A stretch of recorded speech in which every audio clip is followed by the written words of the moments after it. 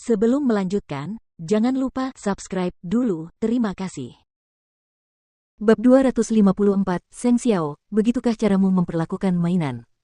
Seng Xiao, aku Huilan. Aku tahu kamu akan bertunangan besok, tapi... Mu Qi menarik tangannya setelah mendengar itu. Dia hendak membuka pintu tetapi sekarang dia tetap tidak bergerak. Itu karena dia tidak tahu apa yang sedang terjadi saat ini. Saya tidak bisa menerima kenyataan itu. Saya hanya ingin bertanya. Bisakah Anda menahan diri untuk tidak melanjutkan pertunangan besok? Katakan saja perasaanmu padanya. Saudari ketujuh sedikit cemas. Ia mendesak temannya. Tentu saja ia butuh alasan jika kau tidak ingin ia bertunangan besok. Sebenarnya, aku sudah lama memperhatikanmu. Kedua keluarga kita sama-sama berkuasa dan berpengaruh. Selain itu, aku adalah teman baik adik perempuanmu yang ketujuh. Aku merasa tidak bisa membiarkanmu pergi. Jadi, aku datang ke sini larut malam untuk menanyakan hal itu kepadamu. Aku tahu itu agak memalukan. Tapi, bisakah kau mempertimbangkan untuk tidak bertunangan dengan gadis kecil itu? Bagaimana jika aku mengatakan bahwa aku juga menyukaimu? Tidak ada respon. Di sisi lain, Mu Qi telah mengeluarkan ponselnya dan merekam apa yang dikatakan Huilan tadi. Bisakah kamu membuka pintunya? Seng Xiao, agak kasar kalau kau bersikap seperti ini. Pada saat itu, kakak keempat datang ke kamar Seng Xiao. Dia segera mengerutkan kening ketika melihat kakak ketujuh dan temannya berdiri di sana. Apa yang kamu lakukan di sini? Aku ingin bertemu Seng Xiao. Apa kau belum menyerah?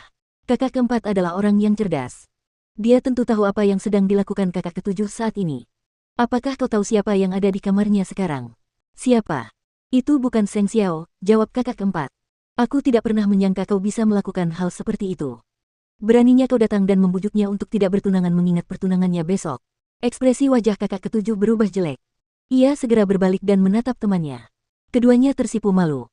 Itu karena mereka tidak menduga akan mengalami hal seperti ini. Kakak keempat, aku hanya berharap Seng Xiao akan memiliki lebih banyak pilihan mengingat gadis muda dari keluarga Sen memang tidak cocok untuk Seng Xiao. Kakak keempat tidak ingin Mu Qi mendengar hal-hal seperti itu. Dia segera menelepon Seng Xiao. Kamu di mana? Ada sesuatu yang terjadi di luar kamarmu. Cepatlah ke sini, saudari. Karena kamu bilang kamu ingin dia punya lebih banyak pilihan, aku akan membantumu memanggilnya ke sini. Seng Xiao menutup telepon dan segera meninggalkan Papa Seng. Ia kembali ke kamarnya sendiri tetapi melihat 3 orang berdiri di depan kamarnya. Ada apa? Seng Xiao, kamu harus mengurusnya sendiri. Kakak keempat menatap kakak ketujuh dan temannya dengan serius. Sudah larut malam. Kakak ketujuh, apakah kamu berencana membuat keributan? Seng Xiao berkata dengan agak kasar dan dingin. Itu menakutkan. Kalau begitu, ayo kita pergi ke ruang tamu. Seng Xiao, kamu harus menghormati tamu. Huilan adalah salah satu tamumu besok. Begitukah? Para tamu seharusnya tetap berada di tempat yang seharusnya. Aku rasa dia tidak seharusnya muncul di depan kamarku. Seng Xiao memberi isyarat agar mereka segera pergi. Kakak ketujuh tidak bisa memberikan tanggapan apapun. Dia hanya bisa menuntun temannya pergi. Di sisi lain, Seng Xiao memberi isyarat kepada kakak keempatnya untuk menghibur anak kecilnya di kamar. Kakak keempat menganggukkan kepalanya dan memberi isyarat bahwa dia akan membantunya. Ketika mereka sampai di ruang tamu, keluarga Seng juga diundang, termasuk Papa Seng, Mama Seng, kakek Seng dan paman ketiga dan keempat Seng Xiao. Kakak ketujuh adalah anak paman keempat. Seng Xiao, ini sudah larut malam. Apa yang sedang kamu lakukan? Aku tidak ingin membuat keributan di sini. Tapi, paman ketiga, aku hanya ingin tahu bagaimana paman keempat mengajari putrinya. Seng Xiao duduk di sofa dan dia tidak takut pada siapapun.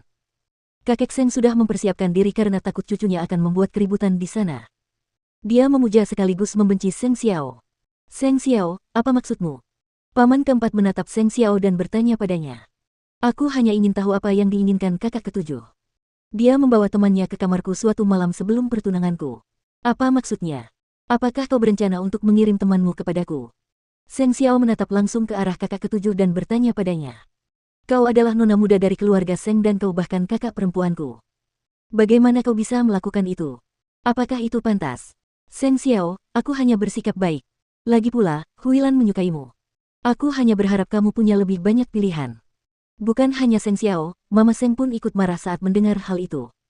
Sepertinya aku bukan ibu Seng Xiao, tetapi kamulah ibunya. Bagaimana mungkin kamu bisa menyiapkan menantu perempuan lain untuk putraku? Bibi, bukan itu maksudku.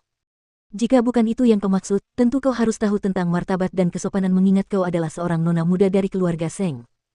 Kau bawa seorang gadis lain yang belum menikah ke sini untuk Seng Xiao. Tahukah kau seberapa besar pengaruhnya terhadap temanmu? Apakah kau ingin menghancurkan reputasinya? Apakah kamu punya hak untuk memutuskan wanita seperti apa yang disukai Seng Xiao? Saudari ketujuh tersipu malu. Ia sedikit tidak berdaya karena Mama Seng tidak pernah semarah ini kepada anggota keluarga Seng manapun. Gadis kecil itu tidak pantas mendapatkan Seng Xiao. Itu bukan urusanmu. Kakek Seng marah ketika melihat anggota keluarganya bertengkar satu sama lain. Sudah cukup. Meskipun kakak ketujuh sudah keterlaluan, dia melakukannya dengan niat baik. Lagi pula, tamu itu masih di sini. Jangan membuatnya malu. Kakek, aku hanya ingin. Jangan pikirkan hal lain. Kiki ada di dalam kamar Seng Xiao. Dia baru saja mendengar apa yang kamu lakukan. Mama Seng sangat marah hingga tubuhnya mulai gemetar. Dia berkata langsung kepada kakak ketujuh, sekarang, keluarga Seng tahu bagaimana keadaan nona muda keluarga Seng. Tidak banyak perbedaan antara kamu dan seorang mucikari. Xiaoqin, jangan bertindak terlalu jauh. Kakek Seng langsung menegur Mama Seng. Apakah kamu ingin temanmu bertunangan denganku? Setelah beberapa saat, Seng Xiao tiba-tiba bersuara. Tidak seorang pun tahu apa yang diinginkannya. Namun, mereka dapat merasakan bahwa ia akan melakukan sesuatu yang jahat dan buruk. Baiklah, mari kita bertunangan. Kalau begitu, aku akan mengikatmu dan melemparkanmu ke Samudra Atlantik. Kau tahu betul bahwa aku suka melihat bagaimana hiu memburu mangsanya. Atau, kita bisa mencoba cara lain. Ada taman hiburan baru di AS dan kau tidak perlu mengenakan sabuk pengaman saat menaiki roller coaster di sana. Aku selalu ingin seseorang mencobanya. Karena Nona Huilan sangat menyukaiku, mengapa kau tidak pergi dan mencobanya? Untuk melihat seberapa menariknya. Atau, apakah Anda menyukai matahari, Nona Huilan? Saya suka melihat orang-orang digantung dan berjemur di bawah terik matahari di atas gunung. Cukup, Seng Xiao. Begitukah caramu memperlakukan seseorang? Apakah kamu harus memperlakukannya seperti mainan? Adik ketujuh memang marah. Bukan salahnya jika dia menyukaimu. Karena dia ingin bersamaku, tidak apa-apa jika dia menderita. Aku suka memperlakukan wanita seperti itu. Apakah itu salah? Anda. Tidakkah kau ingin bertanya apakah aku menginginkan pilihan lain? Bagaimana? Apakah kau puas dengan jawabanku? Seng Xiao menatap kakak ketujuh dengan dingin. Aku sudah seperti ini sejak aku masih kecil. Apakah ini pertama kalinya kau melihatku seperti ini? Bibir kakak ketujuh bergetar. Ia tak dapat berkata apa-apa lagi. Terlebih lagi, temannya begitu ketakutan hingga dia menjadi pucat. Kurasa aku harus pulang sekarang. Huilan tidak tahan dengan tatapan dingin Seng Xiao. Tatapan itu menakutkan. Kirim Nona Huilan pulang. Kakek Seng segera memerintahkan para pelayannya.